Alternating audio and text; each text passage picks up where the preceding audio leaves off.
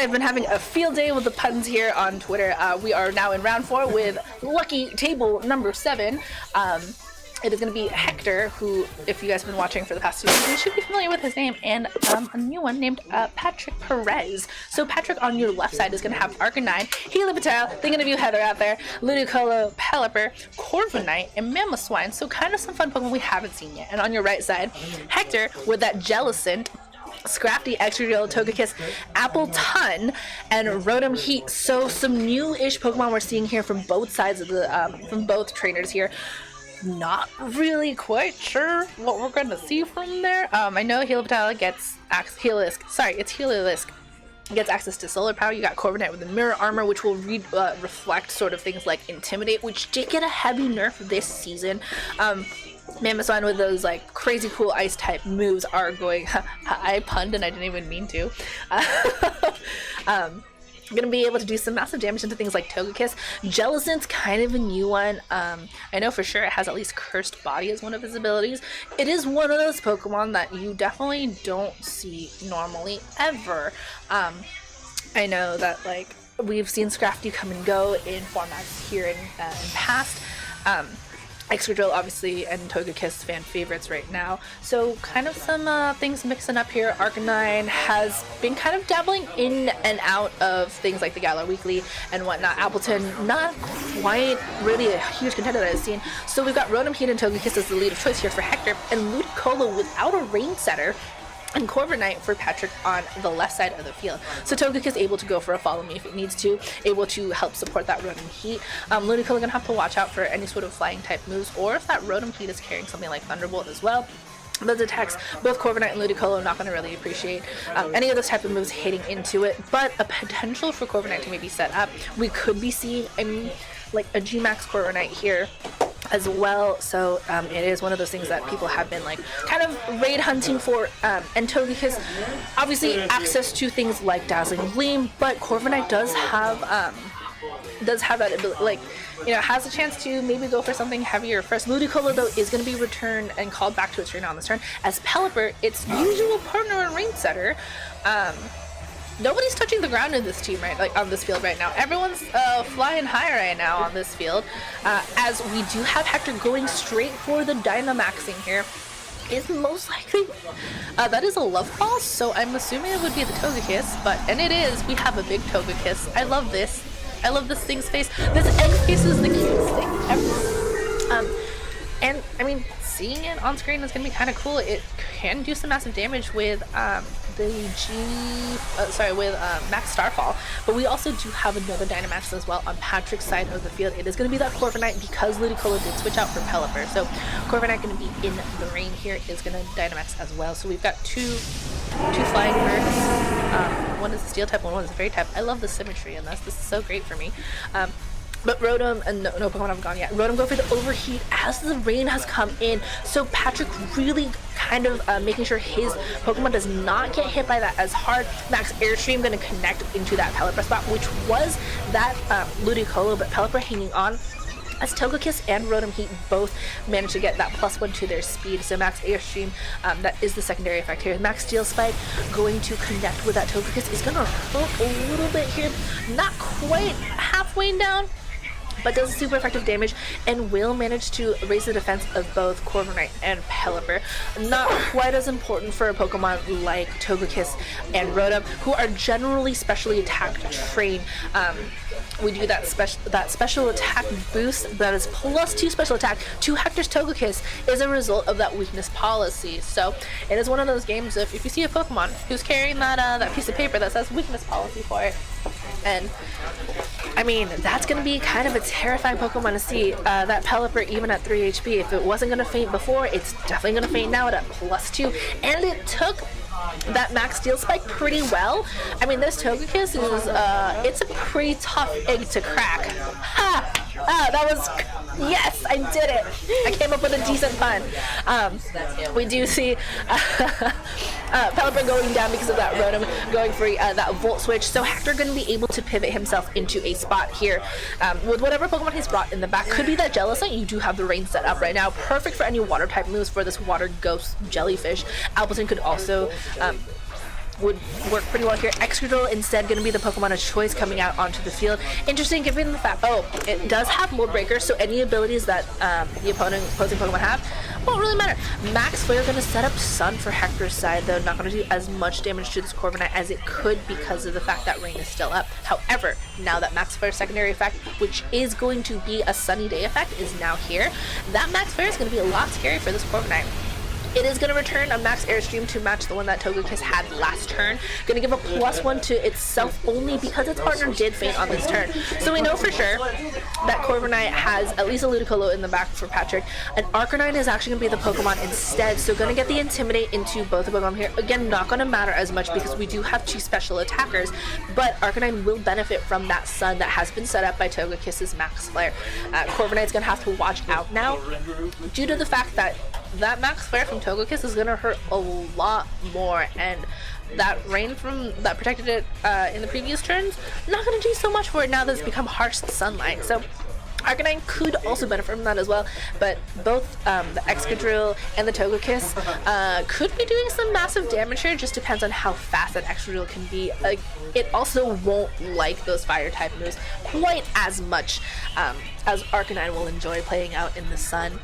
So it is shaking out its body, getting ready to, I don't know, maybe go for some fire type moves here, as Excadrill is like, nope, I'm out of here. Is going to get switched out back for that Rotom. That Rotom Heat is going to be totally okay with this fire type moves. Max Guard on this Corviknight, I think last turn here as Max Flare is going to go into Max Guard, and because they are both Dynamax Pokemon, will not be affected by like the whole like, oh, you protected so you get hit. Togekiss goes down thanks to that fire type move from Arcanine, and which is going to be that Flare Blitz, and going to pick up that little bit of HP that Togekiss had left. However, Hector was able to at least get in that Rotom.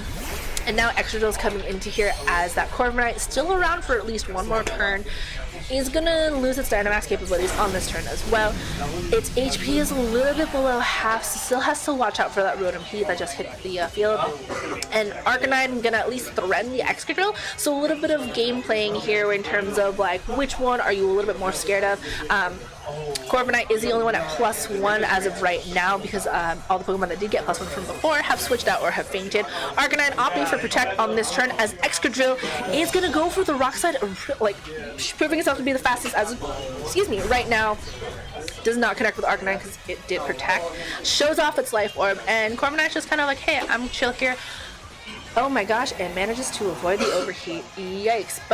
And this Corviknight was like, hey, I protected my last turn, stayed around for one more, set up Tailwind, speed control is all mine, so Hector is in a little bit of a pinch now. I'm gonna have to either find some way to stall out those 3 turns, or get rid of Arcanine and Corviknight and hope that, hey, Ludicolo doesn't have a partner to set up Rain, and as long as you don't do it, you can take care of that Ludicolo somehow. So we do know all 4 of Patrick's Pokemon, just Hector still has something hidden in his pocket, as Excadrill goes for Protect, is going to negate any sort of damage that it might have taken on this turn. Flare Blitz going into that Protect, so Hector correctly choosing to Protect this turn, as Corviknight, also goes for a Roost, will be grounded for at least this until the start of its next turn, and recover all that HP that it lost from before. Volt Switch is going to at least try to get rid of some of that HP, though. Goes back to Hector, gonna show us his last Pokemon, but that Corviknight showing off that Roost, really proving that, hey, you know what, I'm gonna be here for a good and long time. Appleton, that was my favorite of the Apple evolutions, is going to be the last Pokemon here. It is a Dragon Grass type Pokemon, so kind of a fun-ish combination that Mamoswine, if that had been what Patrick had brought, would have been great here too. But Appleton also probably not going to appreciate, can handle the fire a little bit better because of the fact that it does resist from that dragon type. So that was a wild thing to discover when playing through the game. Rotom going to come back onto the field one more time, playing everyone's favorite game of the revolving door of Pokemon, as Flare Blitz from the Arcanine is going to connect into that Rotom. So Hector, protecting that Excadrill that he has in the back, is going to try his best to stall out this Tailwind, as Arcanine is taking damage only from the recoil damage it's dealing from Flare Blitz. Citrus Berry activated on that Rotom, going to gain back some HP, as Brave Bird is going to do some harsh damage into the Appleton. Is going to get it to about like I don't know, was it like 15 HP that I saw there? It will get seeded by the Appleton in return as the sunlight fades, and this sun won't boost any fire type moves anymore. Appleton is slowly going to try to regain its HP from that Corviknight, and because of that leftovers, so some double HP recovery here. It is going to be back in the green as Corviknight finally gets put down to in the red at 32 HP right now. Arcanine, though, still kind of a big threat here. Despite taking recoil damage only so far for its HP damage, it can still double down to Appleton unless Hector decides to protect it this turn.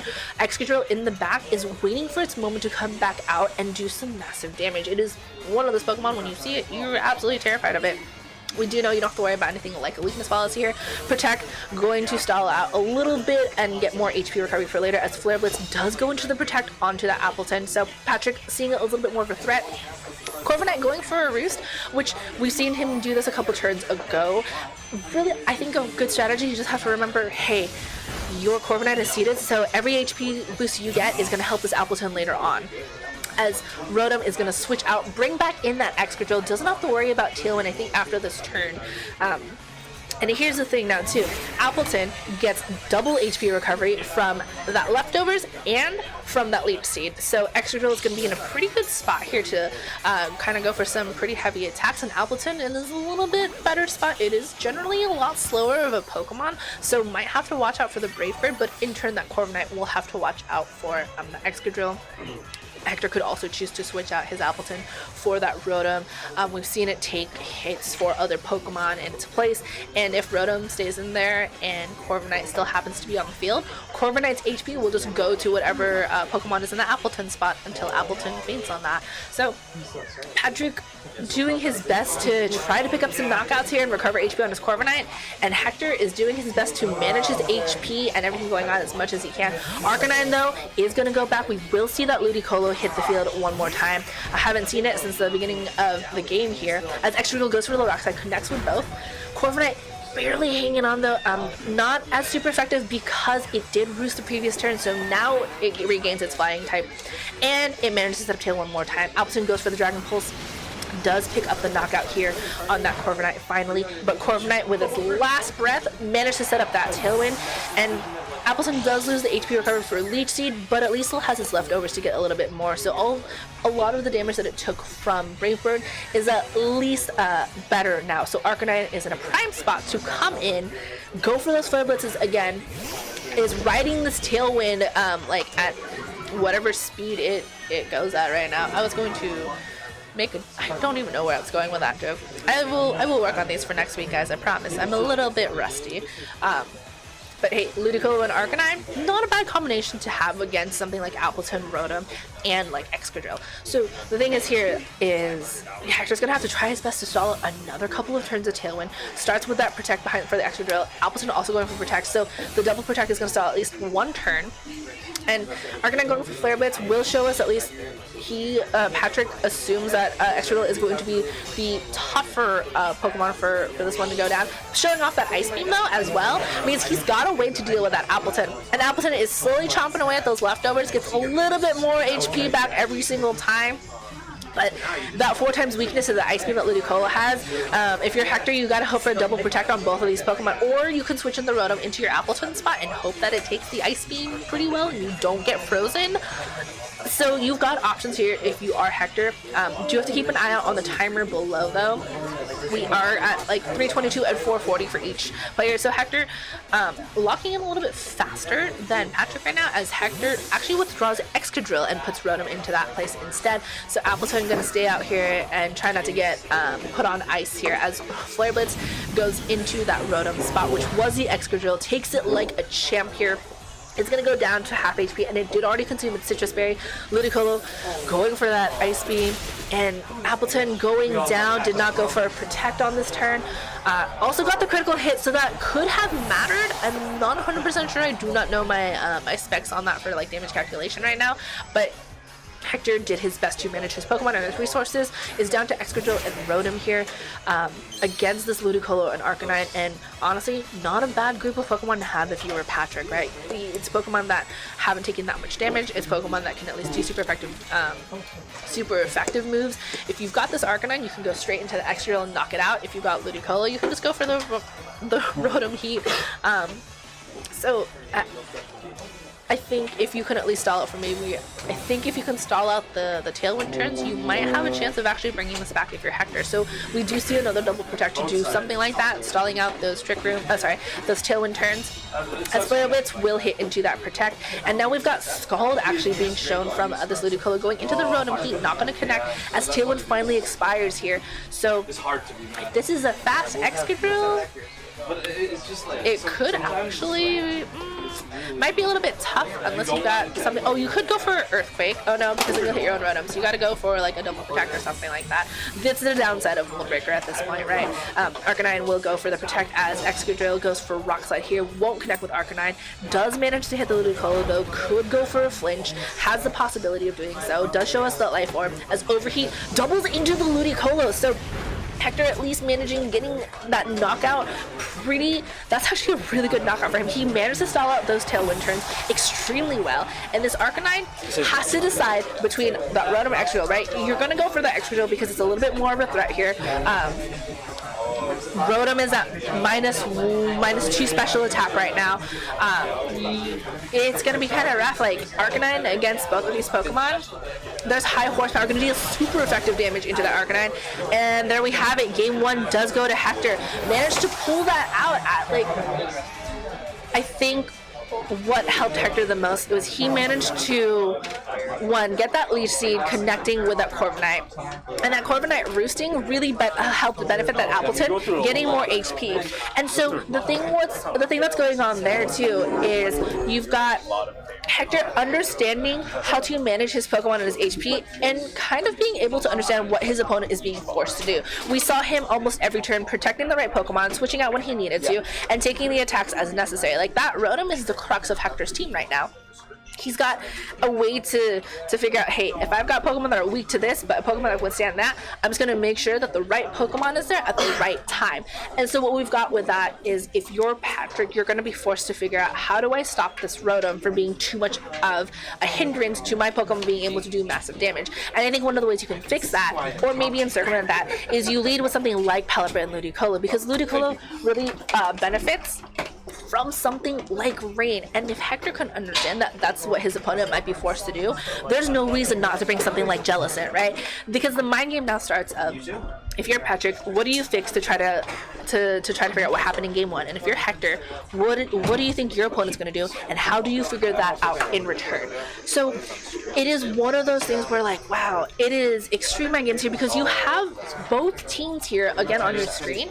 They kind of have a circular sort of like matchup, right? You've got that Heliolisk for that Jellicent, you've got like Togekiss and like Excadrill and that Appleton, and it did really well against the Ludicolo and like that Pelipper. Mamoswine hasn't really made an appearance yet, but there is a chance that like Mamoswine could come in here, could do some damage to something like Togekiss and knock it out earlier, but Rotom Heat is going to, you know, kind of make it so like, hey, any Pokemon that you bring out here like this, I'm going to be able to, knock out that Mamoswine. So, trying to figure out what are your best resources and how do you bring them into this match in a way of, like, who knows? So, we'll see exactly what's happening here.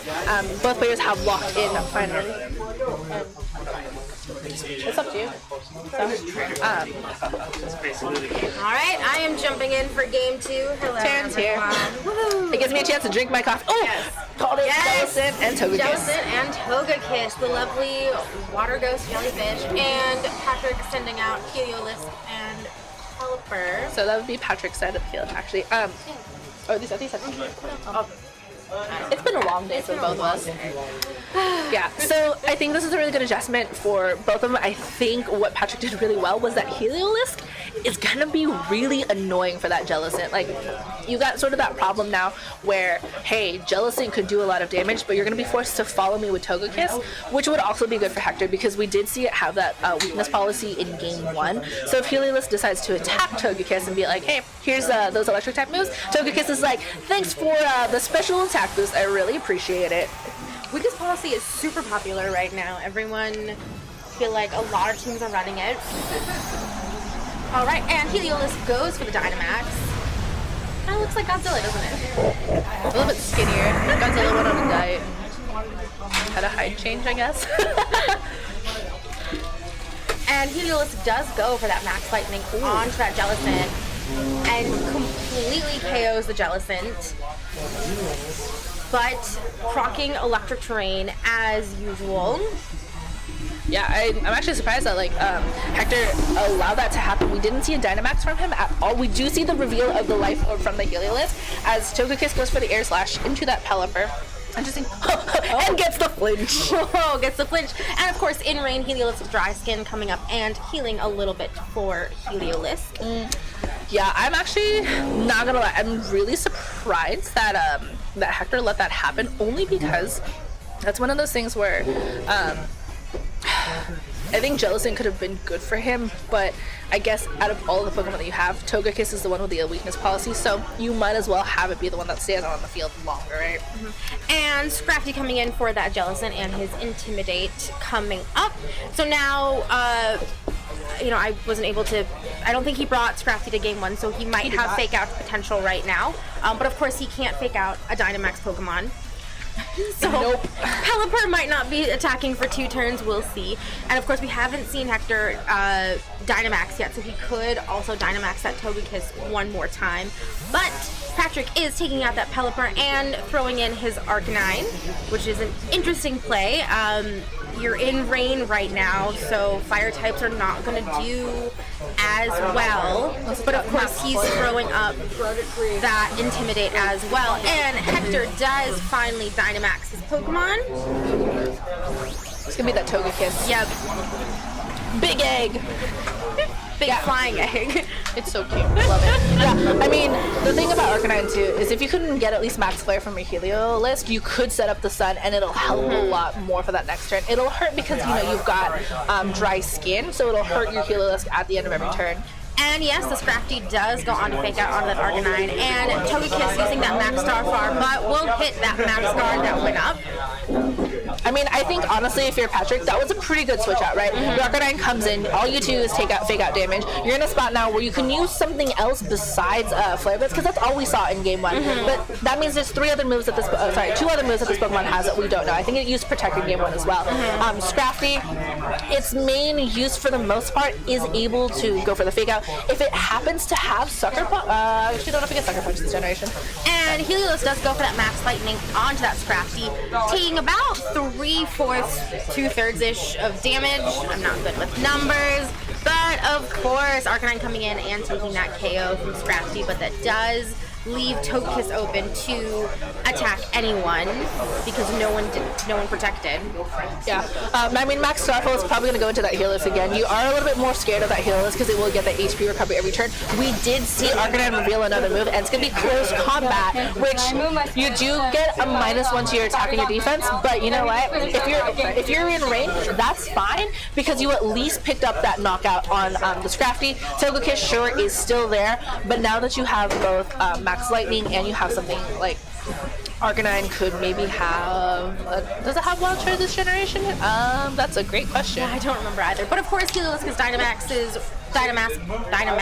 runs out, and Rotom comes in for that Scrafty. Yeah, Hector's in a really tough spot right now. He's got 2 Pokemon here. His Togekiss is going to be on its last Dynamax turn, so he has to start picking up KOs, especially, I would say, on that Heliolisk. That Arcanine he can probably take care of a little bit later. We saw that he was able to kind of comfortably take in those Flare Blitzes, but he's lost 2 Pokemon already. He can't do the same strategy that he did last game, which was switch out Pokemon as he needed to take in damage. But Rotom goes for a Helping Hand, which I don't think we saw from Rotom last game. Heliolisk will use Protect, but of course that will not work against any any max moves. Arcanine goes to the extreme speed onto the Rotom, taking about a third of damage. Togekiss coming in with that max airstream onto that Arcanine, completely KOing it. Arcanine was blown away. Nice. It does get a +1 to its speed for both Pokemon, which will be a lot more important here because neither one of Togekiss or Rotom can switch out, so that speed will stay with them until they faint. I think if you're going to bring the Ludicolo here because it will benefit from this rain, I think, for like one last turn, potentially. And you still have Pelipper in the back, so you could play the revolving door of Pokemon, except on Patrick's side of the field. But of course, Togekiss is going to go back to our normal size, still rather large flying egg. Yeah, I mean, it's going to have access to Dazzling Gleam now instead, most likely. Just that's the assumption that what most Togekiss do run as them. And there it is. Ludicolio uses Fake Out. Volt Switch from that Rotom going onto the Ludicolio, but Togekiss, of course, flinches, and Hyper Voice coming out. Knocks that Rotom down to about 1/4. Togekiss is now at about half HP. Oh, but yes, Rotom's Berry gets procced. Snack time. Yeah, I think this is the point where you can switch out that Heliolisk because Ludicolo is going to be your best bet to do any sort of damage, right? You know it has Ice Beam from the previous game, so hitting Togekiss with an Ice Beam will do a lot of damage. You have the potential to freeze it as well. So I think now at this point, because both the Pokemon Hector has are levitating, they are not benefiting from the Misty Terrain that's been set up for Max Starfall. And at this point, like, Ludicolo is going to be the best bet you have to deal massive damage to pick up knockouts. And there we go. Yep, there we go. Pelipper is going to come in, meaning Drizzle will come up once more. Yeah, I mean, that means Swiss Swim for Ludicolo is going to double its speed for the rest of this game, essentially. Yes, and that Ice Beam going in, the Togekiss not taking the knockout, but getting very close, and of course, rocking that weakness policy, meaning special attack and attack will get a boost. Overheat goes into that Pelipper, unfortunately does not knock it out. Still does some pretty good damage despite being in rain, though. And that this is gonna hurt. Coming into that Pelipper. Actually, Hector could turn that around. That proccing of weakness policy is super important. You are also at +1 for both for Togekiss and Rotom. Swift Swim on Ludicolo is active now, but if Togekiss can at least pick up one more knockout, Rotom could do its best. The issue with Rotom right now is it's at -2 special attack. It's not going to be doing as much damage as it can. You could Helping Hand. And yes, Helping Hand. Rotom helps its friend Togekiss, but Ludicolio takes that Ice Beam onto that Togekiss, taking that knockout, unfortunately, so it does nothing. Oh, that's rough. I think that was something Hector did on purpose. I think for him it was trying to figure out if the +1 speed would have been faster than the Swift Swim boost, which in most cases it would. Yeah, because it's a stage of speed versus the doubling of speed from Swift Swim. So we are going to be going to a game 3. I will say I think both of them adjusted kind of nicely in there. Especially, obviously, Patrick, because he did win that match. I think Heliolisk and the Pelipper combination was really... the Ludicolo Heliolisk lead was... it was Pelipper Heliolisk. That sort of kind of lead introduction was really kind of smart because you benefit a lot from the dry skin, and then you're forced to kind of target down the Heliolisk because it recovers HP every turn. It does massive damage in its Dynamax form. And then you're at the point where you're like, what do you do after it's done Dynamaxing? You don't touch it as much anymore because it's electric normal, so it does have and the fact that it uses Hyper Voice too. I mean, normally we see that on Sylveon, which has been getting some usage early on because of its Pixelate and Throat Spray, but I mean, what do you do at Heliolisk? Where's Heather when we need her? So, yes, I've run into a couple Hyper Voice Sylveon. Yeah, I mean, it's been great. I think there's definitely a way around this, right? This is the point where I think if you're Hector, you're like, okay, Jellicent was dead weight to me. I need to get rid of it. And I need to bring back that Extra Drill and figure out a way to protect it even more because Extra Drill has that ability to, like, 1, it breaks the mold, and 2, it has Rock Slide, and it is kind of a scary Pokemon to deal with. So it's one of those things where your Heliolisk is going to appreciate it as much. Scrafty even wasn't able to do that much as well. I mean, sure, you get the Fake Out. So I think we're going to see probably a game one from like Hector again, as in we're gonna have the Excadrill, Togekiss, Appleton, and Rotom. I wouldn't be surprised if we did see the Excadrill and the Rotom together, or the Togekiss and the Rotom together. I think that sort of balance for him was a little bit better. I think if you're Patrick, you might go with the same lead that you did again, because if you look at it overall, Hector wasn't really able to do that much damage to Patrick, right? It was more like Hector was taking a lot of damage, doing some back, and Patrick had to switch out Pokemon to mitigate that. But overall, I think Patrick was kind of in the driver's seat the entire time for that match. I think Corviknight game 1 was really good. I don't think we'll see it again in game 3. I think that top half of Patrick's team, that Arcanine, Heliolisk, Ludicolo, and Pelipper, both Heliolisk and Ludicolo benefit from Pelipper's Drizzle. Despite Arcanine being fire type, we do know it has access to both extreme speed and to close combat, which could do a lot of damage to Hector's Pokemon, right? Like, I think he's going to be a little bit more wary now and protect that Excadrill a little bit more if he decides to bring it, because close combat is going to do a lot of damage to Excadrill. And extreme speed, he has no way of stopping that. He has no psychic terrain, like, or anything that can stop any sort of priority moves like that. And here we go. We'll go into game 3. And yes, Hector does send out the Excadrill Togekiss. Interesting. And Patrick will go for the Corviknight Pelipper.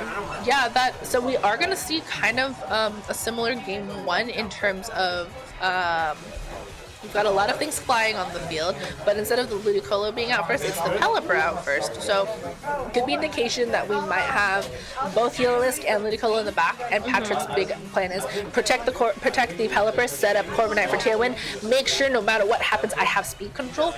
Hector, a little bit in a tough pickle here. Like, we've seen him use Dynamax with that Togekiss multiple times.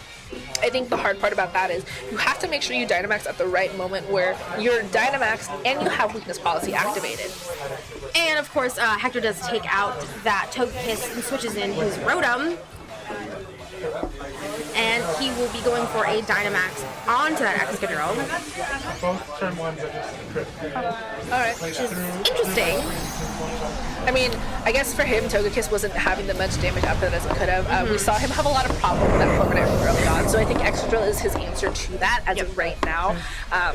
You want to get rid of that Corviknight and its pesky roost problem, and Pelipper, sure, it can set up rain, but you never know. That is one of those Pokemon that is a lot easier to take out than Corviknight is.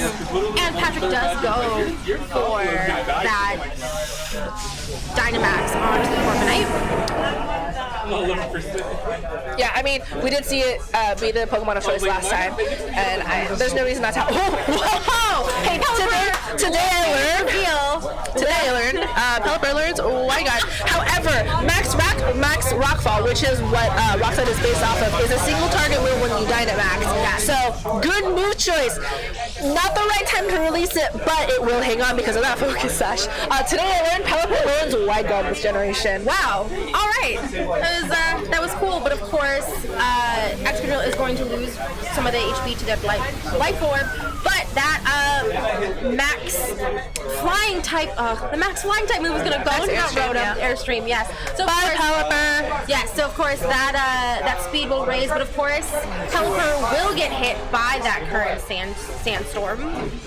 Yeah, I think it's the first. It's the first time we've seen this sand show up. So Excadrill in a really good spot right now, right? You've got the Max Rockfall that's happening here. Ludicolo is no longer going to be able to benefit from any sort of rain setup because Pelipper is gone, and there's no way Hector's going to choose to set that up at all because he has no way of doing so. Excadrill is sitting really nicely here, going to be able to deal a lot of damage to that Corviknight if he chooses. Another Max Rockfall will absolutely kind of just hurt this Corviknight. Rotom also here, kind of sitting nicely, could go for the overheat again. This time it's not in rain, so it'll do a little bit more damage than it did last time. So I think Hector choosing to Dynamax the right Pokemon, and if he can make the most out of these next 2 turns, he's going to be able to just get. Oh yeah, there we go. And Rotom goes for that helping hand onto that Excadrill. Ludicolo is going to fake out onto that Rotom, but of course, this is gonna hurt. Yep. Oof. Yeah, helping hand having a higher priority right now. Ludicolo. Oh, Ludicolo. Yikes. I'm so sorry. It has been a very long time since I've seen a Ludicolo get knocked out that fast. Yes, but of course that Corviknight is going to send out that Max Steel Spike onto that Excadrill, but it does barely anything at this point. I feel like Patrick is panicking right now. I mean, I don't blame him. He does have 2 Mons left. I don't think that Corviknight is really going to be able to deal with that Excadrill, so, depending on what his 4th Mon is, which could be anything at this point, but it is that Heliolisk which is going to come out, but that's not going to get that dry skin benefit. I think if you're Patrick, you weren't really expecting Excadrill to kind of go to like Dynamax, because you hadn't seen it from before, right? You had the Togekiss and you had the Excadrill on the field, and you've seen Togekiss Dynamax twice. So seeing Excadrill like go for that Dynamax is a little bit different, right? But Heliolisk is going to go for that Protect. Trying to stall out this last turn of Dynamax, but it's gonna go for an Earthquake. Hi, Helios. Thank you for holding on to that. That was impressive. Even through Protect, was not able to KO. 4 HP left. That is insane. And Rome's gonna go for that Volt Switch. I think we're gonna see that return to Togekiss on this turn. Yes. Onto that Corviknight. Does not do a lot, but he does have the benefit of switching out that last Pokemon. Yeah, let's see. Regina's usually right. No, I'm gonna be wrong now because you said that out loud. I knew it. See, I told you. Jellicent. I told you I was gonna be wrong that time. Yeah, I mean that's a smart choice, right? Because now you don't have to worry about anything like Ludicolo on the field. Sure, Max Airstream is gonna hurt and not hurt as much, but give you the +1 to the speed. But the most important part here is Excadrill is making the most out of all the things. Jellicent is the prime spot because that Helios gets fainting from that Sandstorm damage. Like this Corviknight, sure it's Dynamax, but for how much longer? 1 turn? Like I think 0 turns. Yeah. I think Hector's strength in this was he was like, you know what? I'm gonna Dynamax a different Pokemon. I'm gonna make the most use out of it. I think Patrick was really smart to have Wide Guard on his Pelipper because he understands his team is inherently weak to move like that. The hard part is we're in a new format where moves change when you Dynamax, and so things that used to be something like spread moves are no longer something like that. And of course Excadrill goes for that Rock Slide. It's not going to do a lot, but of course Jellicent hasn't attacked yet. Jellicent did lose a little bit of HP from the Corviknight Iron Head, but Jellicent being Water Ghost. Jellicent also flinched that turn from Iron Head, so we have seen a lot of flinch chancing moves go for actually get the flinches that they needed. But Corviknight is going to Roost, of course, will be grounded against a Pokemon that does have Earthquake. Excadrill again goes for that Rock Slide, trying to get that flinch. It's not going to do a lot. But Jellicent is going to have a turn to move and uses Trick Room. Smart on Hector to do that. Now, Corviknight will be the slowest thing on the field. I think if Hector had managed to predict that Corviknight was going to roost this turn, if he had Earthquake, it would have been game over. Because Corviknight loses that flying typing when it roosts. It will still be grounded until the next time it moves. So you could protect your Jellicent and go for Earthquake. Who knows? You got a lot going on for you here. Oh, it goes for Water Spout instead. Single target Water Spout. Knocks it down to about half. That's a beautiful animation. I haven't done a Water Spout yet. But of course, going for that Rock Slide, and now the Corviknight does get the Iron Head onto Jellicent again. I mean, at this point, it's basically just stalling out how long it's going to take Hector to get.